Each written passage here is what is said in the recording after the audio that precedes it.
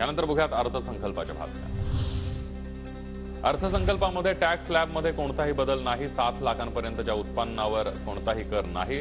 Return file करणाऱ्या करदात्यांची संख्या 2.4% वाढली, तर कॉर्पोरेट टॅक्स 22%वर आणला। सर्वसामान्यांसह उद्योगांनाही दिलासा। कॉर्पोरेट करामध्ये सरकारकडून 8%ची कपात। कंपन्यांच्या सरकारच्या अंतरिम बजेटमध्ये दिलासा। कॉर्पोरेट कर 30%वरून 22%वर। 4 कोटी शेतकऱ्यांना पंतप्रधान पीक योजनेचा फायदा। शेतकऱ्यांचं नुकसान टाळण्यासाठी मागील 10 वर्षात आणलेल्या योजनांमध्ये सुधारणा करणार। गोदाम वाढवणार। दूध उत्पादकांना दिलासा देण्यासाठी राष्ट्रीय गोकुळ मिशन सारख्या योजनांना बळ दिलं जाणार। रिसर्च आणि डेव्हलपमेंट 1 लाख कोटी खर्च। 3 कोटी महिलांना लखपती दीदी बनवण्याचं ध्येय। अंगणवाडी आणि आशा सेविकांना योजनेचा लाभ होणार। अर्थसंकल्पानंतर मोदींची माहिती। अर्थसंकल्प म्हणजे टोपी घालण्याचा प्रकार। सरकारने मांडलेल्या बजेटचा आतापर्यंत फायदा मिळाला का? आता घोषणा, नंतर महागाई वाढवतील उद्धव ठाकरेंचा घणाघात।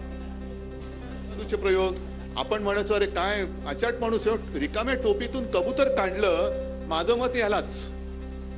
पण त्यावेळेला हे लक्षात येत नाही की कबूतर उडून गेलं, टोपी आपल्याला घातली।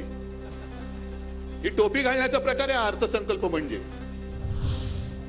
विकासाची दिशा आणि विकसित भारताचा संकल्प सांगणारा अर्थसंकल्प। अर्थसंकल्पानंतर उपमुख्यमंत्री फडणवीसांची प्रतिक्रिया। विकसित भारताचा संकल्प सांगणारा अर्थसंकल्प आहे। एकूणच जर आपण हे अंतरिम बजेट बघितलं तर विकासाची दिशा सांगणारं पण त्याच वेळी आर्थिक शिस्त पाळणारं अशा प्रकारचं हे अंतरिम बजेट या ठिकाणी मांडलेलं आहे।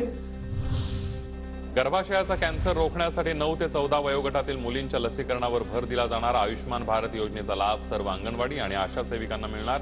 निर्मला सीतारामन यांची घोषणा।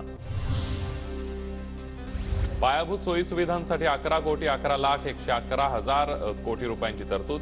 मच्छीमारांसाठी रोजगारात 55 लाख नव्या संधी उपलब्ध होणार।